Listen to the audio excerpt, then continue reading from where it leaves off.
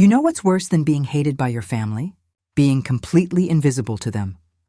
My name is Elena Torres, and for 23 years I was the ghost living in my own childhood home.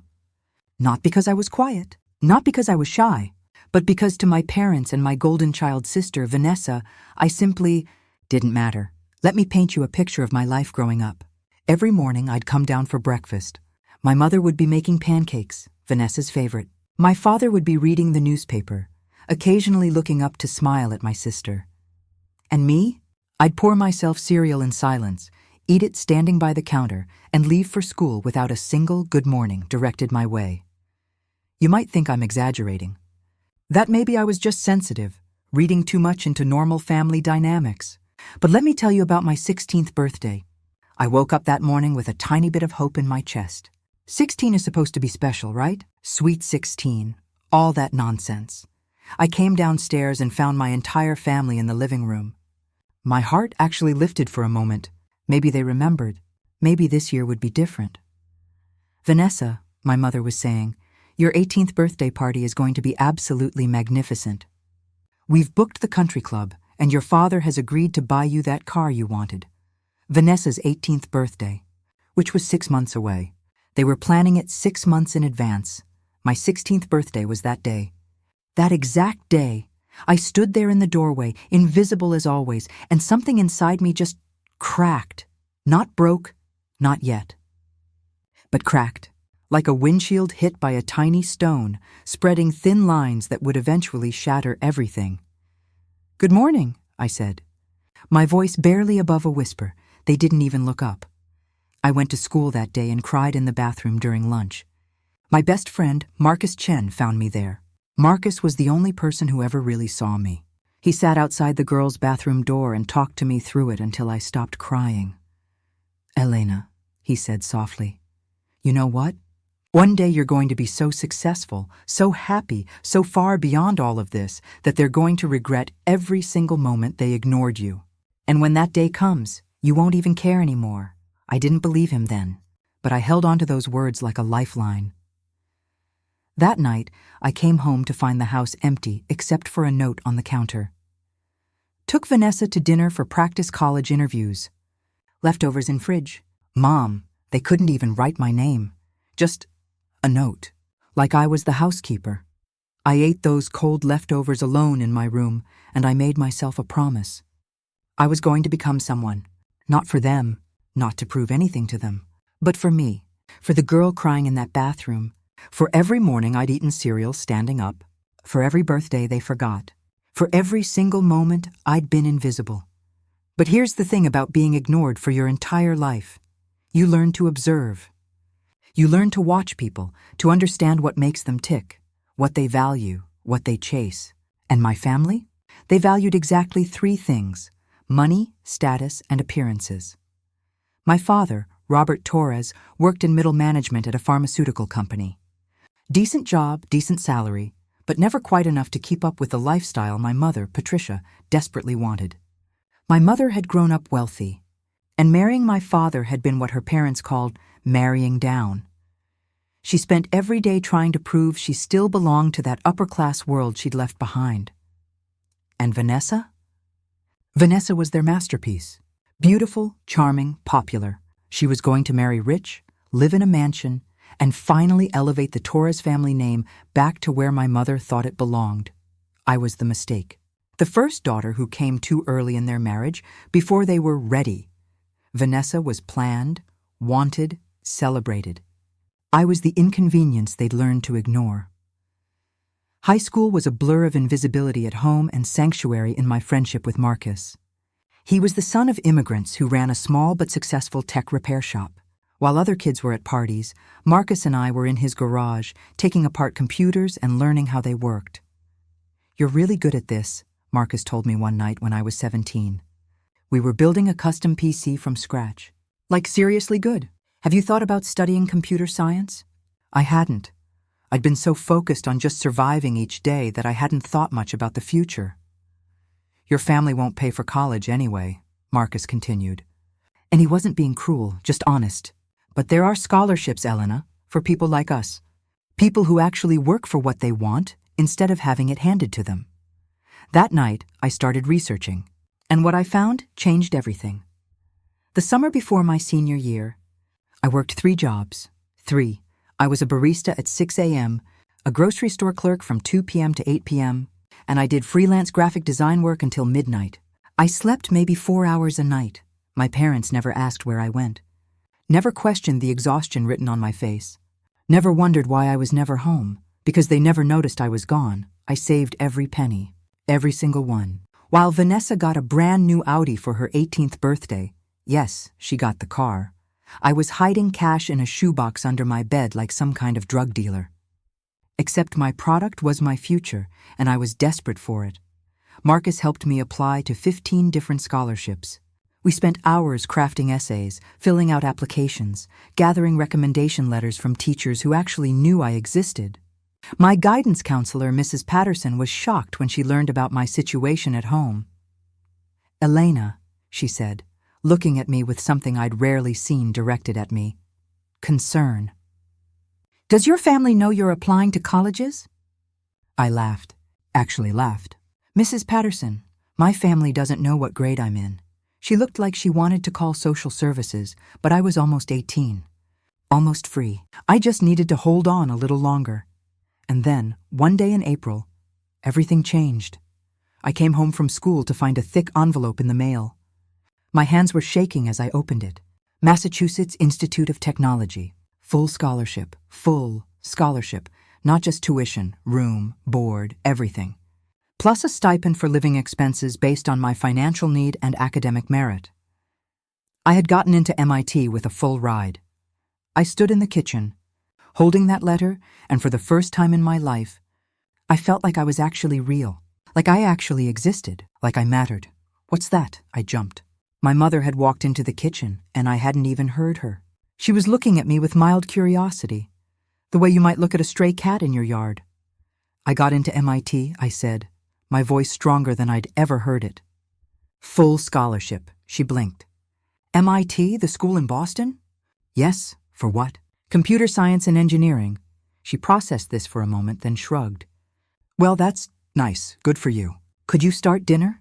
I'm taking Vanessa shopping for her sorority rush wardrobe." And she left. Just like that. I'd just told her I got into one of the best schools in the world, and she'd responded like I'd told her I got a B on a math test. That was the moment I decided. When I left for MIT, I was never coming back. Not for Thanksgiving. Not for Christmas. Not ever, but I didn't tell them that. I played the part of the quiet, invisible daughter right up until the day I left. My graduation came and went. My parents came to the ceremony but left immediately after to take Vanessa to some party. They didn't stay for photos. Didn't take me to dinner. I went to Denny's with Marcus and Mrs. Patterson instead, and you know what? It was perfect. August arrived, and the day came to leave for Boston. I packed everything that mattered to me, which fit into 2 suitcases. Everything else I left behind. Let them think I was coming back for fall break. Let them think whatever they wanted. Marcus drove me to the airport. We'd been friends for 6 years, and I'd never seen him cry until that moment at the departure gate. "You're going to forget about me," he said, trying to joke, but his voice cracked. "Never," I promised. "You're the only family I've ever had." He hugged me tight. Show them what invisible looks like when it becomes invincible. I loved that. Invisible to invincible. It became my mantra. The flight to Boston was the first time I'd ever been on a plane. I pressed my face against the window and watched my old life get smaller and smaller until it disappeared completely beneath the clouds. MIT was overwhelming. Incredible, but overwhelming. Everyone was brilliant. Everyone had been the smartest person in their high school. And here I was, the girl who'd been invisible, suddenly surrounded by people who actually saw me. My roommate, Jade Washington, was from a wealthy family in Connecticut. On our first day, she took one look at my 2 suitcases and her expression softened with understanding. "Fresh start?" she asked gently. "Something like that." "Then let's make it a good one." Jade became my second real friend. She never asked too many questions about my family, never pushed when I said I wasn't going home for holidays. She just accepted me. It was a strange and wonderful feeling. The coursework was brutal. I mean, absolutely brutal. There were nights I thought I might actually die from sleep deprivation. But I was hungry for it. Hungry for knowledge, for success, for proof that I was worth something. By the end of my first semester, I had a 3.9 GPA and had caught the attention of Professor William Chen. No relation to Marcus, funny enough. He was heading up a research project on artificial intelligence and machine learning applications, and he wanted me on his team. "You have something special, Elena," he told me one day after class. "Most students here are brilliant, but they're comfortable. They know they're smart. You work like you're terrified someone's going to take it all away." He wasn't wrong.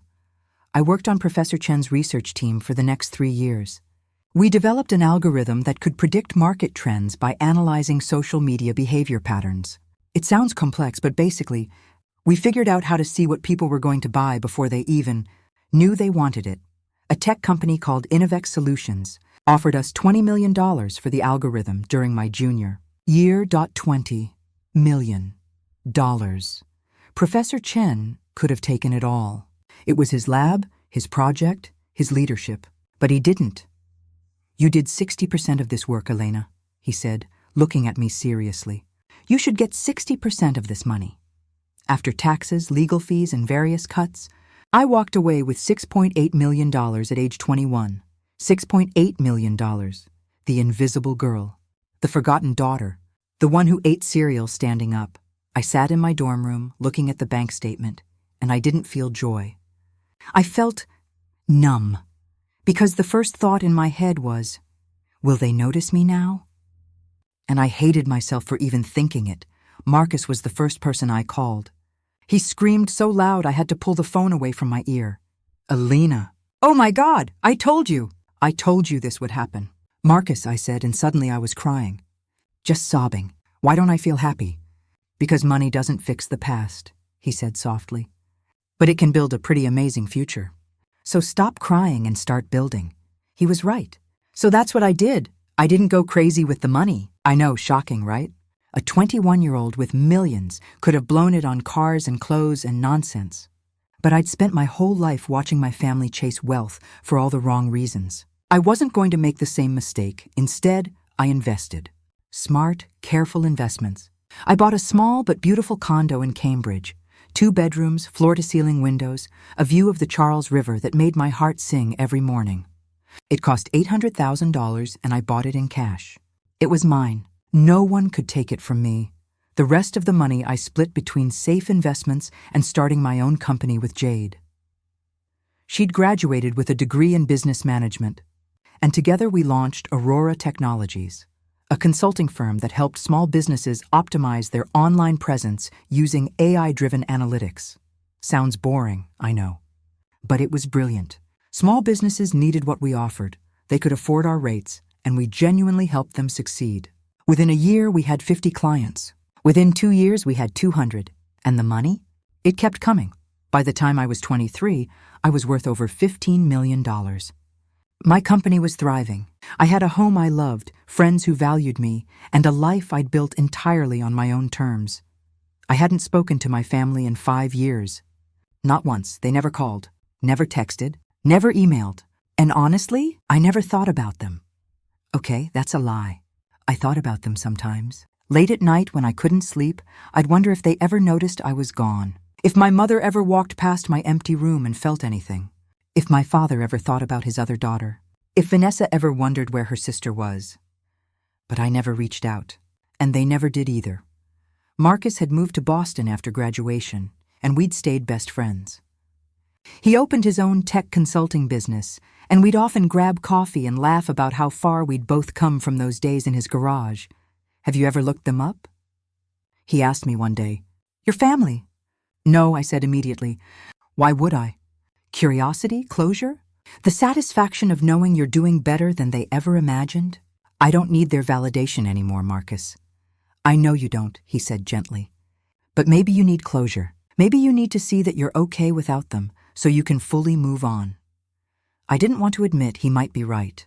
So I changed the subject, but his words stuck with me.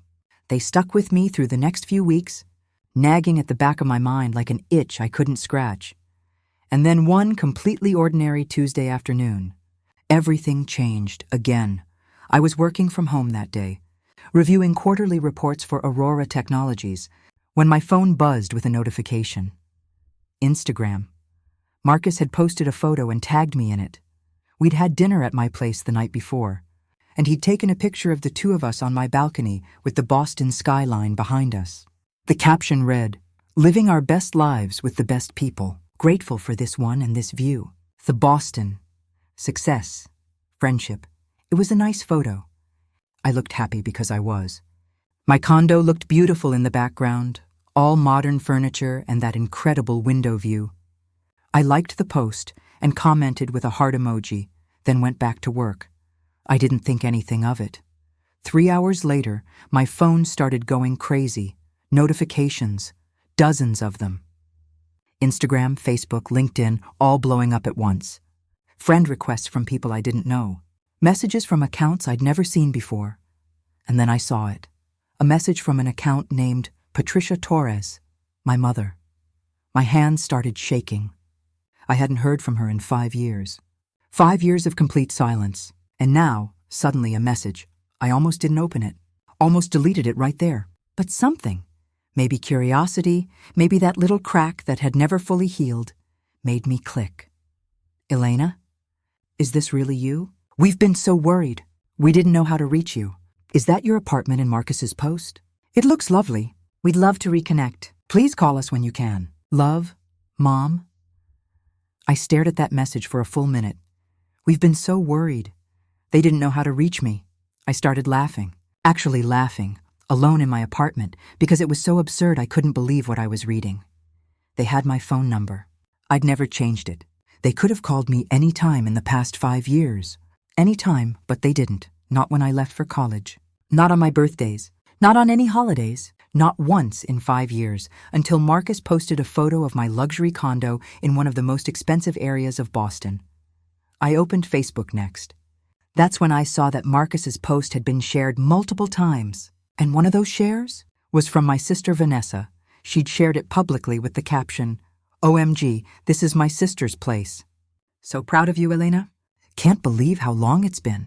Miss you so much." My sister, who hadn't spoken to me since the day I left, who'd never once asked how I was doing, who'd taken that Audi and gone off to her sorority without a single goodbye. She missed me. Sure she did. The friend requests kept coming. Relatives I barely remembered. Family friends I'd never actually talked to. All of them suddenly very interested in reconnecting with Elena Torres. Then came the message from my father. "Elena, your mother told me she found you on social media. We're very proud of what you've accomplished. We always knew you were smart. Let's set up a time to talk. I'd love to hear about your work. Dad, we always knew you were smart." I closed my laptop, stood up, walked to my window, and looked out at the city I'd made my own. The city where I'd become someone, where I'd become visible. And I realized something that made my blood run cold. They didn't miss me. They didn't want to reconnect. They saw the condo. They saw the view. They saw what looked like money, and suddenly, the invisible daughter was worth noticing. My phone rang. Unknown number. I stared at it, watching it buzz against my marble countertop. I knew who it was. I knew exactly who it was. I didn't answer, but they didn't stop calling. Over the next week, they tried everything. My mother called 17 times. 17. She left voicemails that progressed from just checking in to getting worried, to please respond to your family who loves. Vanessa sent me a dozen Instagram DMs, each one more elaborate than the last. She told me about her engagement to someone named Bradley Cooperman III. Yes, the third, whose family apparently owned a chain of car dealerships. She'd graduated with a degree in communications and now did social media influencing, which seemed to mean posting pictures of her lifestyle online. My father sent emails. Long, formal emails about family responsibility and the importance of maintaining connections. And then came the message that really got under my skin. From my mother. "Elena, I understand you might be upset about the past, but we're family. Family forgives. We want to be part of your life. Your sister is getting married in 6 months, and it would mean the world to her if you came. We'd love to see where you live. Maybe we could visit Boston? See your beautiful home? Please, sweetheart. Let us back in, sweetheart." She called me sweetheart. She'd never called me that in my entire life. I showed the messages to Marcus when he came over that Friday. They want to visit, I said flatly. To see my beautiful home. Marcus's jaw clenched. He'd witnessed too many nights of me crying over being ignored. He'd seen the damage they'd done. Are you going to let them? I don't know, I admitted. Part of me wants to ignore them, just block them and move on. But another part of me wants them to see, Marcus finished. Wants them to know exactly what they missed out on. Is that petty? Probably, he said with a slight smile. But you're entitled to a little petty after what they put you through. The question is, what do you actually want to get out of this? That was the question, wasn't it? I thought about it for days. And then I realized something. I didn't want revenge, not really. Revenge would mean I still cared about their opinion, that I still needed their validation. But I did want something. I wanted them to see, to really see, to understand what they'd thrown away, not because I needed their approval, but because I needed them to know that their judgment of my worth had been catastrophically wrong. So I did something that surprised even me. I replied to my mother's message. Hi, Mom. It has been a long time. I've been busy building my career and my life here in Boston. I'd be willing to meet for coffee if you're ever in the area. Hope you're all doing well. Elena short, polite, distant, no mention of visiting. No invitation to my home, just an opening. A tiny crack in a door I wasn't sure I wanted to open. Her response came within 5 minutes. Elena! Oh, honey, I'm so happy to hear from you. Your father and I would love to come visit. What about next weekend? We can stay at a hotel, of course. We just want to see you and see how you're doing. We miss you so much. Love, Mom. They'd be here in 8 days. I called Jade immediately. They're coming, I told her. My family. They're actually coming to Boston. Oh, wow, Jade said. How are you feeling? Honestly, terrified and angry and weirdly curious. You know what you need? Jade said decisively. You need to remember who you are now. You're not that invisible girl anymore. You're Elena Torres, co-founder of a multi-million-dollar company. You're successful, independent, and happy. You don't need anything from them. You're right. I know I am. Now, let's plan this meeting strategically. You control everything. Where you meet, how long you stay, when you leave. They're entering your world now. Your rules. She was absolutely right. This was my city, my life. My rules. I agreed to meet them for brunch at a nice restaurant in Cambridge. Neutral territory. Public place. Easy to leave if things got uncomfortable. But I didn't tell them about my company. Didn't tell them about my actual net worth. Didn't tell them anything specific at all. Let them wonder. Let them make assumptions. Let them fill in the blanks with their own desperate conclusions. The week crawled by. I threw myself into work, but my mind kept drifting to the upcoming meeting. What would I say? What would they say? Would they apologize? Would they pretend nothing had ever been wrong?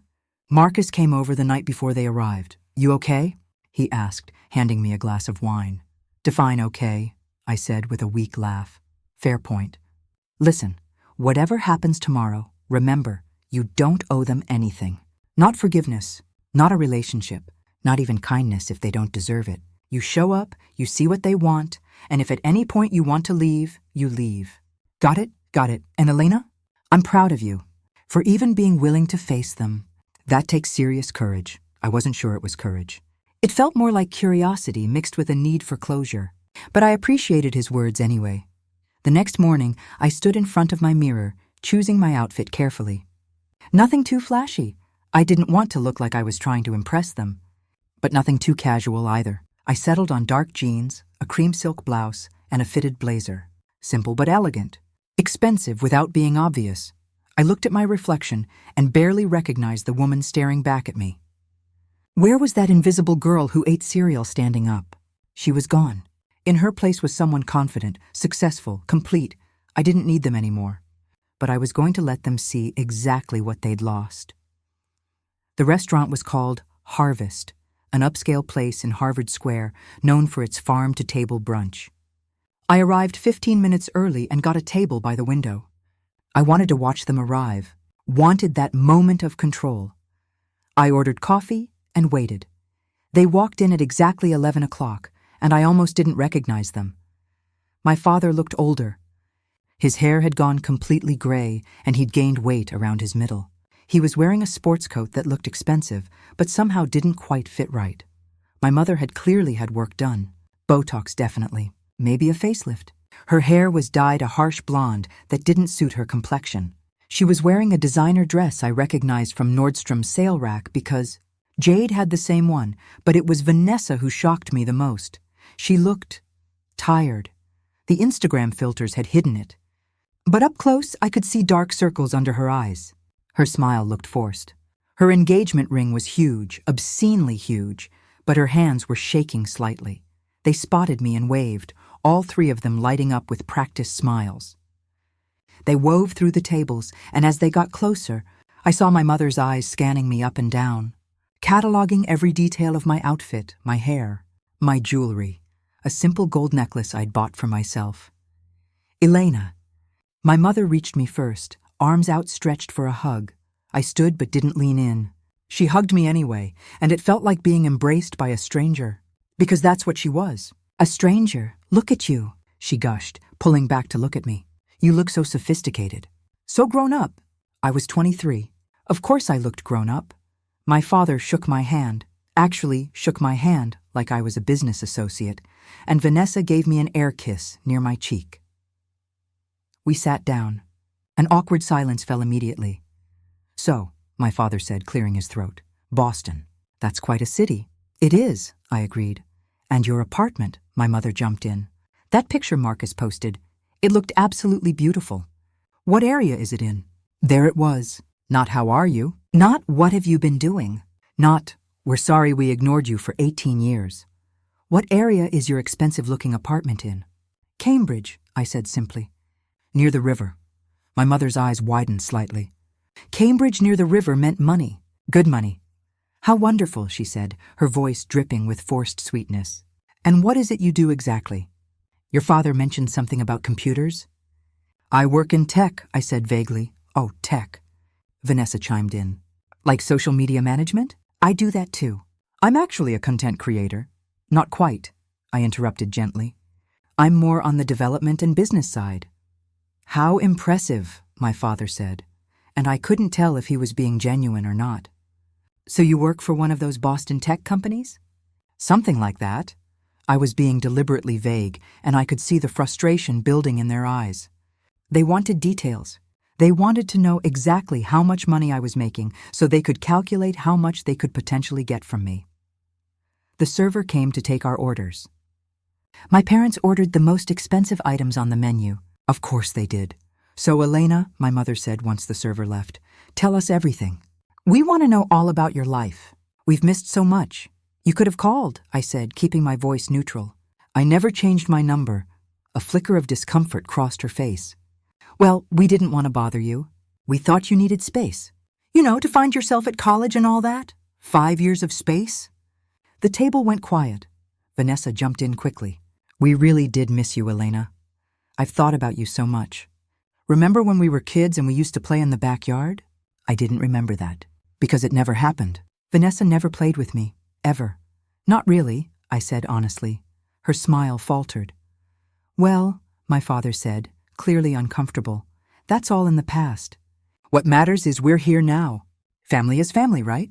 And we'd love to be part of your life again. Why? The question hung in the air like a bomb. What do you mean?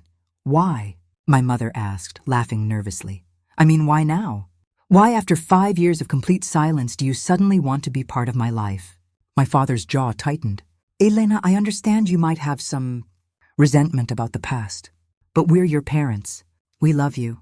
We've always loved you. Have you? I said it quietly, but the words cut through the pretense like a knife. When I was 16, you forgot my birthday to plan Vanessa's party that was 6 months away. When I told you I got into MIT, you asked me to start dinner. When I left for college, you didn't even drive me to the airport. So I'm asking genuinely, when exactly did this love you're talking about happen? My mother's face had gone pale under her Botox. Elena, you're being unfair. Am I? I felt something building in my chest. Years of pain. Years of being invisible. Did you even notice when I stopped coming home for holidays? Did you ever wonder where I was? Did you call, text, email? Once? Silence. You didn't, I continued. Not until Marcus posted that photo. That's when I became worth noticing, right? When you saw the expensive condo and realized the invisible daughter might actually be worth something after all. That's not fair, Vanessa said, her voice shaking. We're family. We're related, I corrected. Family is the people who show up, who care, who notice when you exist. Marcus is my family. My friends in Boston are my family. You're just people who share my DNA. My father stood up abruptly. I didn't come here to be insulted. Then why did you come? He didn't answer, because we both knew why. My mother was crying now, careful not to smudge her mascara. Elena, please, we made mistakes, okay? We weren't perfect parents, but we're trying now. Doesn't that count for something? You're trying now because you think I have money, I said quietly. That's not love. That's not family. That's opportunism. The truth of it settled over the table like fog. How much? My father asked suddenly. Excuse me? How much are you worth? That's why you're being so hostile, isn't it? You made some money, and now you think you're better than us. And there it was. The real reason they'd come. The real question they'd been dancing around. I stood up, placed $300 bills on the table, more than enough to cover the meal and a generous tip, and looked at each of them in turn. I'm worth more than you could ever calculate, I said. Not because of money, but because I learned to value myself when none of you would. I built a life, a real life, and I did it without a single ounce of your support. I picked up my purse. Elena, wait. My mother reached for my arm. I stepped back. Don't contact me again, any of you. I don't need your apologies, and I definitely don't need your greed. I hope you enjoy your meal. Goodbye. I walked out of that restaurant with my head high, and I didn't look back. I made it 3 blocks before I had to sit down on a bench and just breathe. My hands were shaking. My heart was racing, but underneath the adrenaline and anger, I felt something else. Relief. I called Marcus. He answered on the first ring. How bad? He asked. Pretty bad, I said, then laughed. Actually, no. It was perfect. I said everything I needed to say, and then I left. That's my girl. You okay? Yeah, I said, surprised to realize it was true. Yeah, I really am. I went home, changed into comfortable clothes, and tried to settle into my normal Sunday routine. But my phone kept buzzing with notifications, messages from my mother, my father, Vanessa. All variations of the same theme. You embarrassed us. You're being cruel. Family doesn't treat each other this way. The irony was almost funny, but then I got a message that made me pause. It was from Vanessa, and it was different from the others. Elena, I need to talk to you. Alone, please. It's important. Not about them, about me. I stared at that message for a long time. Every instinct told me to ignore it, to block her number and move on with my life. But something in the tone felt desperate, real, in a way her other messages hadn't been. Against my better judgment, I replied, coffee, tomorrow, public place. Come alone, her response was immediate. Thank you. I'll be there. The next morning, I met Vanessa at a small cafe near MIT. I got there early again, positioned myself where I could see the door, and waited. She arrived exactly on time, looking even worse than she had at brunch. No makeup this time. Hair pulled back in a messy ponytail. Jeans and a sweatshirt instead of designer clothes. She looked like a regular person for the first time in my memory. She ordered coffee and sat down across from me, wrapping her hands around the cup like she was cold despite the warm cafe.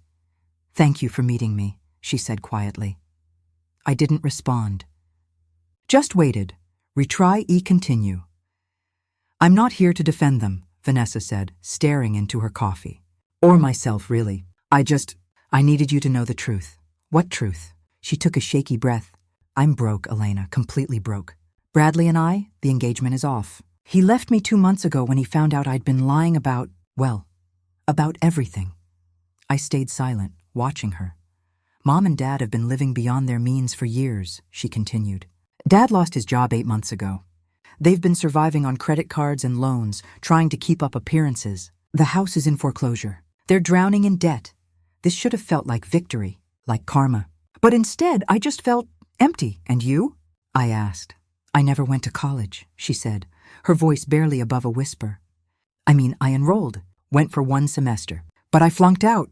I was too busy partying, Too busy trying to be an influencer. Too busy living the life they wanted for me. I've been lying about having a degree for 4 years. She looked up at me, and her eyes were red.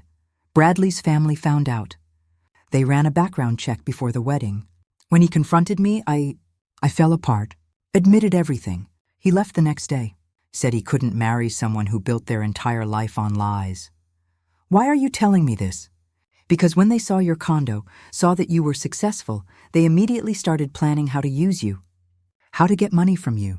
They spent an entire evening strategizing about what to say, how to approach you, how to make you feel guilty enough to help. My stomach turned. I went along with it at first, Vanessa admitted, tears streaming down her face now. Because I'm just as desperate as they are. But then I saw you yesterday, how strong you are, how you built this amazing life without any of us. And I realized, we don't deserve your help. We never deserved you at all, she wiped her eyes roughly. I treated you like you were invisible for 18 years. I took everything, the attention, the money, the love, and I never once thought about you. Never once asked if you were okay. Never once stood up for you. No, I said quietly. You didn't. I can't change that.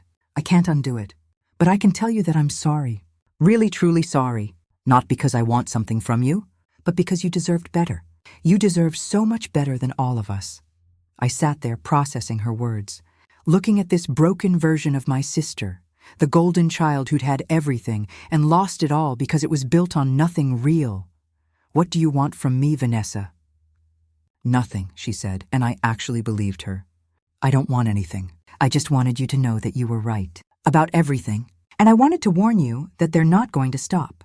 They're going to keep trying to get to you because they're desperate, and desperate people do terrible things. Let them try, I said. They can't hurt me anymore. Vanessa nodded slowly. I know, you're stronger than all of us combined. You always were. We were just too stupid to see it. She stood up, leaving her coffee barely touched. I'm moving to Oregon next week. Starting over. Getting a real job, a real life. No more lies. No more trying to be someone I'm not. She paused. I don't expect forgiveness. I don't even think I deserve it. But I hope, someday, you'll be happy. Really happy. In a way none of us ever could be. She walked toward the door, then stopped and turned back. For what it's worth, I'm proud of you. I know that doesn't mean much coming from me, but I am. And then she left. I sat there for a long time after she was gone, feeling something I couldn't quite name.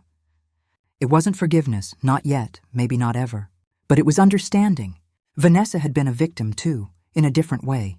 Raised to be perfect, to be an ornament, to be something she could never actually sustain. My phone buzzed. Marcus, how'd it go with Vanessa? She apologized. Really apologized. Warned me that our parents are going to keep coming after me for money. Are you surprised? Not really. You okay? Yeah, I said and meant it. I think I actually am. Vanessa was right. They didn't stop. Over the next month, my parents tried everything. Phone calls, emails, messages through distant relatives I'd never even met. They showed up at my building twice, but my doorman turned them away both times. Bless that man. I gave him the biggest Christmas bonus that year. My mother sent me a letter, an actual physical letter, explaining their financial situation in excruciating detail. How my father couldn't find work, how they were about to lose the house, how they needed help, just a little help, just enough to get back on their feet. The letter ended with, "We're your parents, Elena.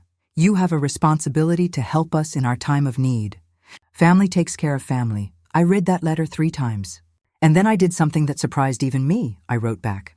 Dear Mom and Dad, you're absolutely right. Family takes care of family. Family shows up. Family notices when you exist. Family celebrates your achievements. Family loves you unconditionally. You were never my family. I don't owe you anything. Not money, not help, not even my time. The fact that you think I do shows how little you've learned. I hope you figure out your financial situation. I genuinely do. But I won't be part of the solution. Find another way, Elena. I never heard from them again after that. Well, that's not entirely true. I heard about them.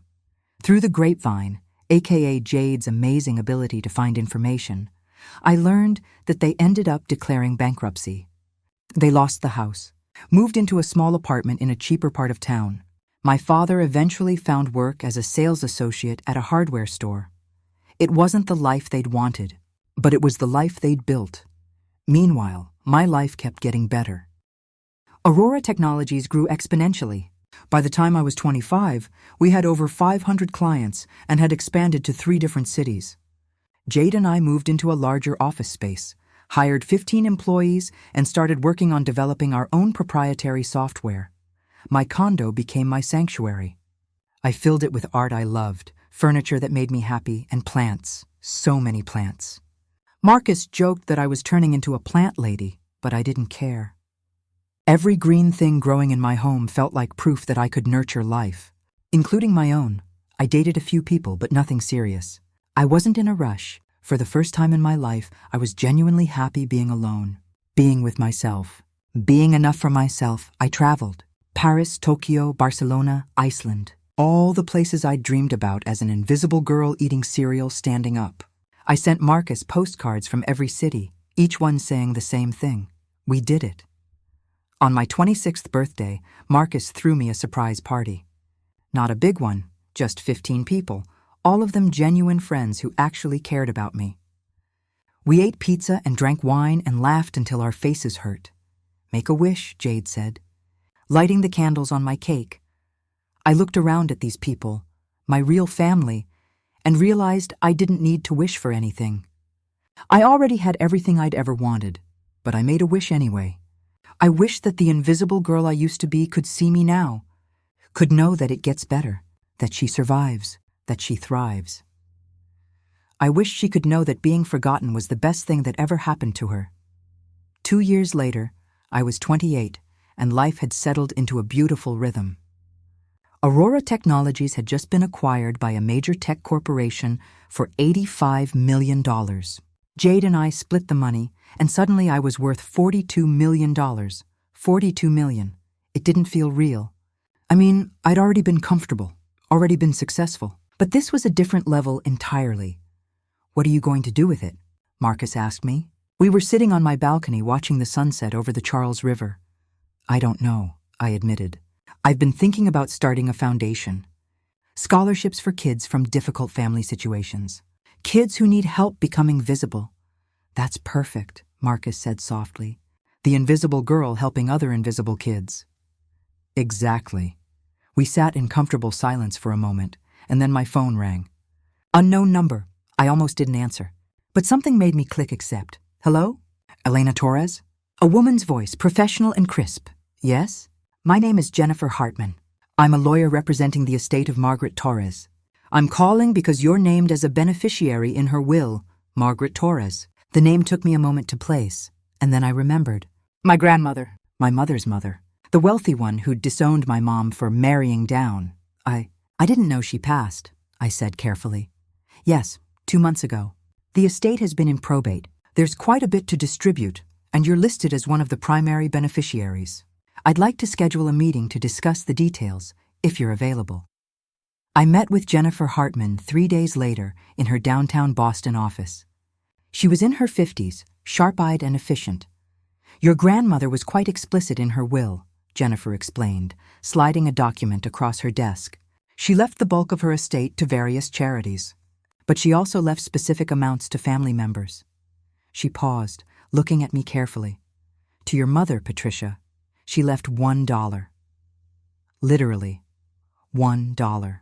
The will specifically states this is intentional, to make clear she was not forgotten, but rather deliberately excluded.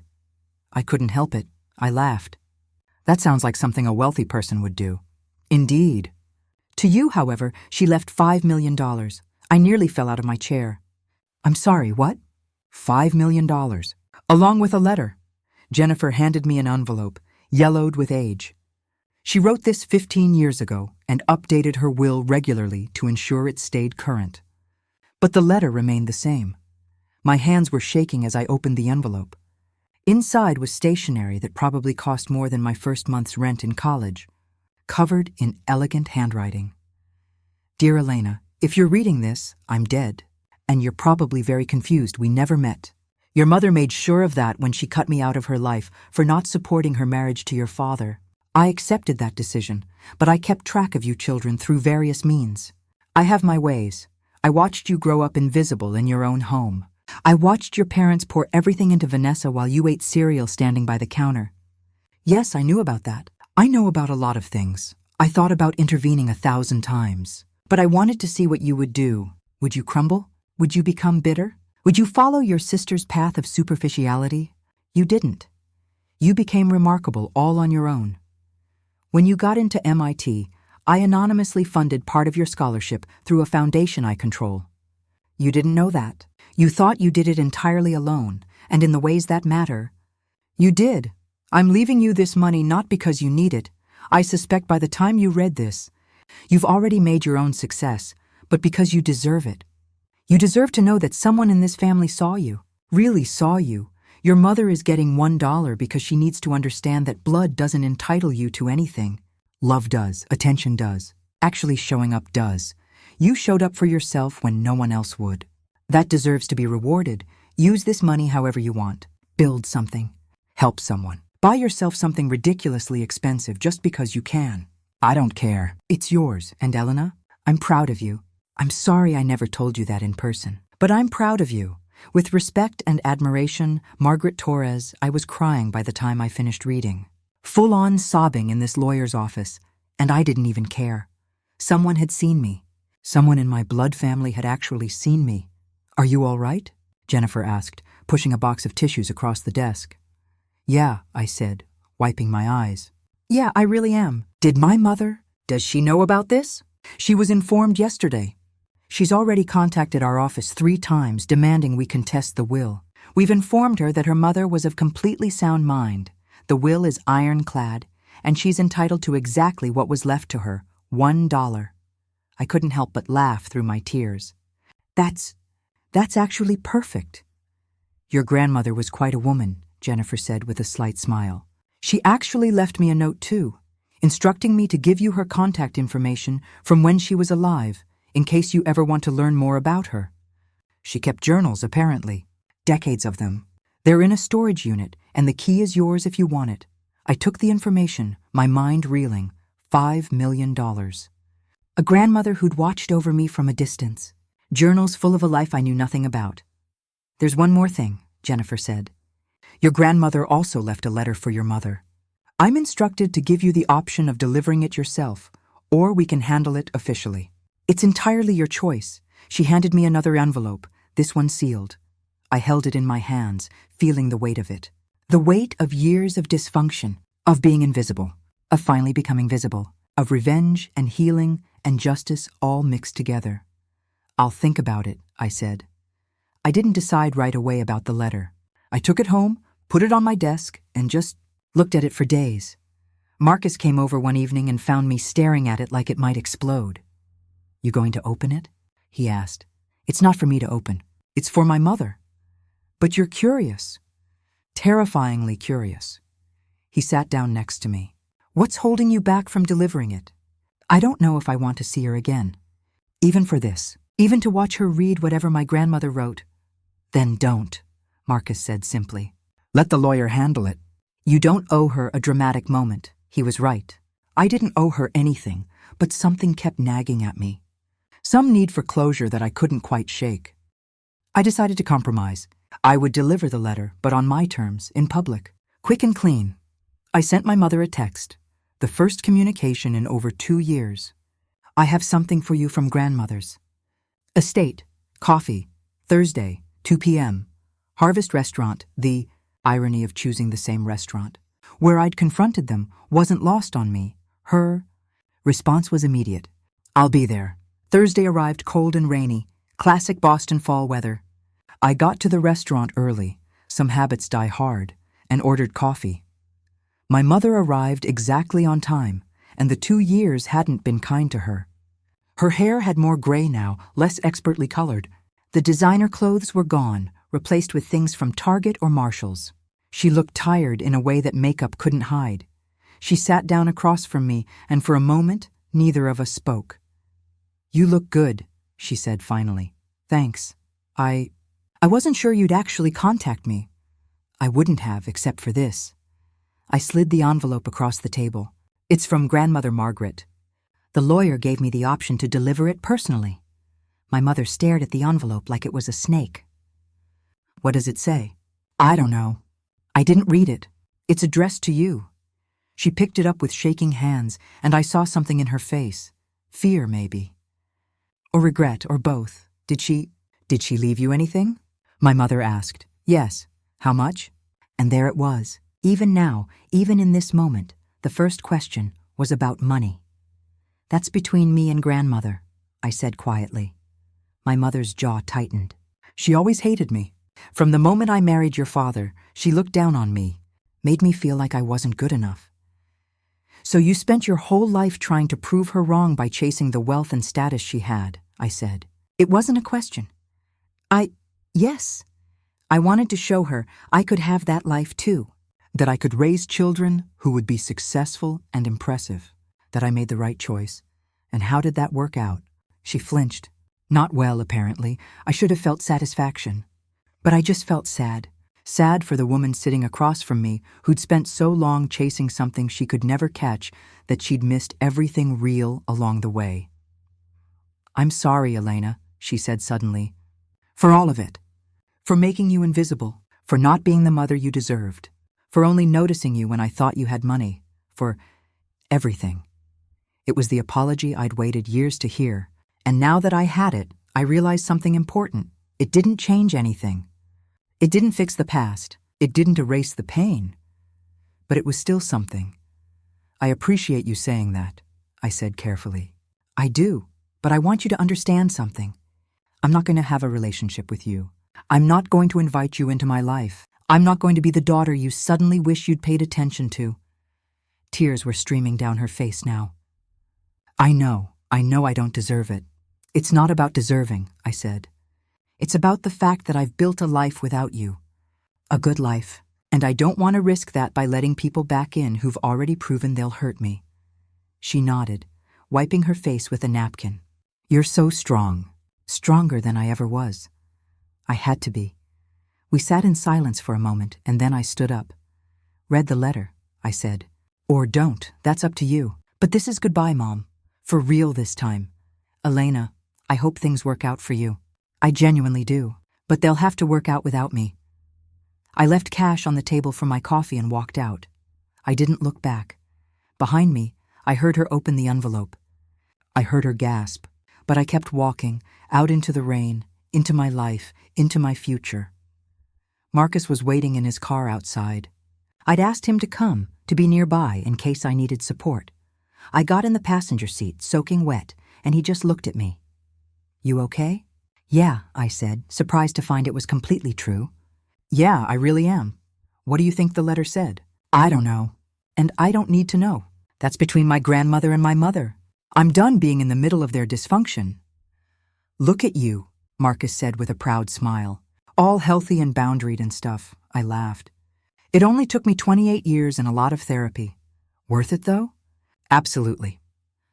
Later that night, Jennifer Hartman called me. Your mother contacted our office, she said. She's trying to contest the will again, more aggressively this time. I wanted to give you a heads up. Let her try, I said. My grandmother was clear about her intentions. The will is solid, it is. But I also wanted to tell you, she asked me what was in the letter your grandmother left her. I didn't tell her you hadn't read it, but I thought you might want to know what it said. I don't need to. It was one sentence, Jennifer interrupted. Just one sentence. You had 2 daughters, and you only saw one. Now you have neither. Live with that. I was quiet for a long moment. Damn, I finally said. Grandmother didn't mess around. No, Jennifer agreed. She certainly didn't. With the inheritance from my grandmother and my own wealth from Aurora Technologies, I had the resources to make a real difference. So I did exactly what I'd told Marcus I wanted to do. I started a foundation. The Visible Future Foundation. I know, kind of on the nose, but I didn't care. Its mission was simple: provide scholarships and support for young people from difficult family situations who showed academic promise and determination. We didn't just give money. We provided mentorship, therapy resources, internship connections, and a community. Everything I'd had to build for myself, we gave to kids who needed it. The first year, we helped 15 students. By year 3, we were helping over 100. Kids from abusive homes, foster care, families that neglected them, families that couldn't support them. Kids who'd been invisible their whole lives. I met each scholarship recipient personally, heard their stories, saw myself in so many of them. There was Marcus, yes, I named one of our scholarships after my Marcus, and he cried when I told him, a 17-year-old from Chicago whose parents had kicked him out for being gay. There was Destiny, a brilliant 15-year-old whose mother was in prison and whose father had never been in the picture. There was James, who'd been in 6 different foster homes and was about to age out of the system. Each one of them reminded me that I wasn't unique. My story wasn't special. There were millions of invisible kids out there just waiting for someone to see them, so I made sure they were seen. The foundation grew beyond anything I'd imagined. Major donors started contributing. Other successful people who'd overcome difficult backgrounds joined our board. Universities partnered with us. We expanded to include vocational training programs, not just college scholarships, because not everyone's path looks the same. And through it all, I kept working at Aurora. Kept building, kept growing, because success wasn't a destination for me. It was a practice. A daily choice to keep being visible, keep being present, keep being real. I was 30 years old when Forbes did a feature on me. The Invisible Girl Who Built an Empire of Visibility, the headline read. They detailed my success with Aurora, my foundation, my net worth, which had crossed 60 million by then, and yes, my story with my family. I almost didn't do the interview. Marcus convinced me to. Your story will help people, he said. Other invisible kids who think they're alone. They need to know it gets better. They need to know they can survive and thrive, so I told it. All of it. The serial standing up, the forgotten birthdays, the MIT acceptance, the 5 years of silence, the sudden contact when they thought I had money, the grandmother who watched from afar, all of it. The article went viral. My inbox exploded with messages from people sharing their own stories. Thousands of them. Some were heartbreaking. Some were hopeful. All of them mattered, and you know what? My family saw it. Of course they did. I got an email from Vanessa. Just one line. I read your article. You told the truth. Thank you for that. Doing better in Oregon. Hope you're well. Short, simple, honest. I appreciated it. I didn't hear from my parents. But I heard through distant relatives that my mother had read the article and cried for 3 days straight. That my father had gotten angry, claimed I was exaggerating, then gotten quiet when other family members confirmed the stories were true. I didn't feel satisfaction at their pain. I didn't feel much of anything, really. They were strangers who'd once held power over me. Now they were just people I used to know, people whose opinions didn't matter anymore. 5 years after the Forbes article, I was 35 years old and sitting in my office at the Visible Future Foundation headquarters. We'd grown to the point where I'd stepped back from day-to-day operations at Aurora to focus on the foundation full-time. It was the most fulfilling work I'd ever done. My assistant knocked on my door. Elena, there's someone here to see you. She says it's personal. She won't give me her name, but she says you'll want to talk to her. I was immediately suspicious. Is it? No, it's not your mother. Definitely not. She's young. Early 20s maybe. Curious, I agreed to see her.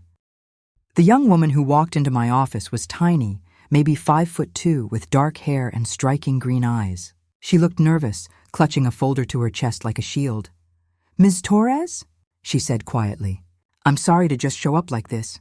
My name is Sophie. Sophie Torres. Torres. My stomach dropped. I'm your sister, she said quickly. Your half-sister, from your dad's side. I just found out about you 3 months ago, and I've been trying to work up the courage to contact you ever since. I sat down heavily in my chair, my mind racing. I didn't know my father had another child. He doesn't know either, Sophie said. And suddenly I understood. My mom had an affair with him about 24 years ago. She never told him. She got married to someone else, and I grew up thinking that man was my father. But he died last year, and my mom finally told me the truth. I did a DNA test, and yeah, Robert Torres is my biological father. I didn't know what to say, what to feel. I'm not here for money, Sophie said quickly, or to cause drama. I read your article, the Forbes one, and I saw myself in your story so much it hurt. My mom's husband, the man I thought was my dad, he had kids from a previous marriage, and they were everything. And I was nothing, just like you. She opened the folder and pulled out a printed copy of my Forbes article. It was worn, highlighted, notes in the margins. "I've read this probably 100 times," she said. "It's the only thing that made me feel less alone. And when I found out we were sisters, I thought maybe she'd understand. Maybe she'd talk to me. Maybe I'm not as alone as I thought." I looked at this young woman, this stranger who was somehow my sister, and saw myself at her age. Desperate for connection, for someone to see her, for proof that she mattered. "Sit down," I said gently. "Tell me your story." She did. And it was heartbreakingly familiar. Different details, same core experience. The invisible child, the golden siblings, the feeling of never being quite enough. "What are you doing now?" I asked when she finished. "I'm in community college," she said, "working 2 jobs to pay for it. I want to be a teacher. I think I want to help kids who feel invisible, like us." Something clicked in my mind. "Sophie, have you heard about the Visible Future Foundation?" Her eyes widened. "That's your foundation." "I've looked at the scholarships, but I don't think I qualify. My grades are good but not great, and—" "You qualify," I said firmly.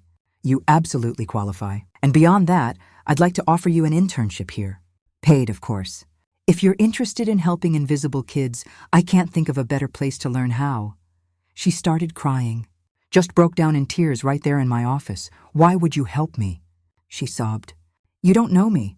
I'm connected to the father who ignored you your whole life." "You're not responsible for his actions," I said. "You're just someone who needs help. Someone who's been invisible and deserves to be seen. That's literally why this foundation exists." I spent the next hour talking with Sophie, learning about her life, her dreams, her struggles. And something unexpected happened. I felt like I'd gained something. Not a family in the traditional sense, but a connection, a real one, built on mutual understanding instead of obligation. Over the next year, Sophie became one of our best interns and then a full-time employee.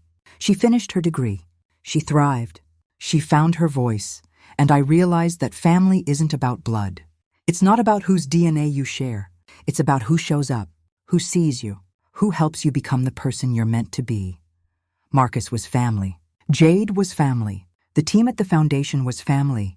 And now Sophie was family too, not because we shared a father, but because we chose to see each other. I'm 40 years old now, and my life looks nothing like I imagined when I was that invisible girl eating cereal standing up. The Visible Future Foundation has helped over 2,000 students. 2,000 young people who might have fallen through the cracks now have education, support, and hope. Aurora Technologies continues to thrive under new leadership. I still consult occasionally, but it's no longer my main focus. My condo overlooking the Charles River is still my sanctuary, though I've been thinking about buying a house. Maybe something with a yard. Marcus jokes that I'm getting domesticated in my old age. I'm in a relationship now. Her name is Dr. Rachel Kim. She's a psychology professor at Harvard. And she's brilliant and kind and makes me laugh until my sides hurt. We met at a fundraiser 3 years ago, and we've been together ever since. She gets it, gets me, understands the scars and doesn't try to fix them, just loves me through them. Sophie is now the program director at the foundation. She's incredible at her job. And yes, we told our father about her existence. His reaction was predictably disappointing. Shock, denial, then a half-hearted attempt to build a relationship with her that she politely declined. She doesn't need him. She has us. I never spoke to my parents again after that day at Harvest. I heard through the grapevine that they eventually got back on their feet financially. They're okay, not thriving but surviving. That's all I needed to know. Vanessa is still in Oregon, working as an elementary school teacher. She sends me a Christmas card every year, just a simple card with a handwritten note about her life. I appreciate them. I don't respond, but I appreciate them. She's doing her own healing work, building her own authentic life. I respect that. Last year, I was invited to give a TED Talk. The topic? The gift of being forgotten. I stood on that stage in front of thousands of people and told my story one more time. But this time, I focused on the unexpected gifts that came from being invisible. Being forgotten forced me to forge my own identity, I said. It forced me to define success on my own terms. It forced me to learn that my worth wasn't dependent on other people's recognition. And yes, it hurt. It hurt terribly. But it also freed me. I looked out at the audience and saw so many faces that reminded me of my younger self. So many people carrying invisible wounds. If you've been invisible, if you've been forgotten, if you've been told you don't matter, I want you to know something. Your invisibility is temporary. Your worth is permanent. And the life you build for yourself, by yourself, will be more authentic and more fulfilling than anything handed to you could ever be. The standing ovation lasted 3 minutes. People were crying. I was crying. After the talk, hundreds of people waited to speak with me. Each one had a story. Each one needed to be heard. And I listened. I listened to every single person who needed to be seen, because I knew what it felt like to be invisible. That night, I sat on my balcony with Rachel, looking out at the city lights. "You changed a lot of lives today," she said, squeezing my hand. "They changed mine too," I said. "Every person who shares their story reminds me why all of this mattered, why the pain had a purpose. Do you ever regret any of it?" Rachel asked. "Wish things had been different with your family?" I thought about it honestly. Sometimes I wonder what it would have been like to grow up seen, to have parents who celebrated me, to have a sister who was actually a sister. But then I think about who I became because of the struggle, and I can't regret it. The invisible girl eating cereal standing up, she's the reason I'm sitting here right now. She's the reason the foundation exists. She's the reason 2,000 kids have gotten opportunities they wouldn't have had otherwise. "So you're grateful for the pain?" "I'm grateful for what I built from it," I corrected. "There's a difference. The invisible can become invincible. The forgotten can become unforgettable. The neglected can become remarkable. Not because of the people who failed you, but despite them. Your worth was never dependent on their ability to see it. It was always there, waiting for you to recognize it yourself. And once you do, once you truly see your own value, no one, not family, not circumstance, not past pain, can ever make you invisible again. Build your own family. Define your own success. Choose your own worth and live so fully, so authentically, so visibly that the people who overlooked you become a distant memory, a small, insignificant chapter in the epic story of everything you became. That's not revenge. That's freedom, and freedom is always sweeter than revenge could ever be. To every invisible kid who's listening to this, your story isn't over. The people who can't see you right now, they're going to miss watching you become magnificent. And that's their tragedy, not yours. You are not invisible. You are not forgettable. You are not worthless. You are becoming. And becoming is the most beautiful thing in the world. My name is Elena Torres. I was forgotten by the people who were supposed to love me most, and I became unforgettable anyway. Not to them. To myself, and that's the only audience that ever really mattered.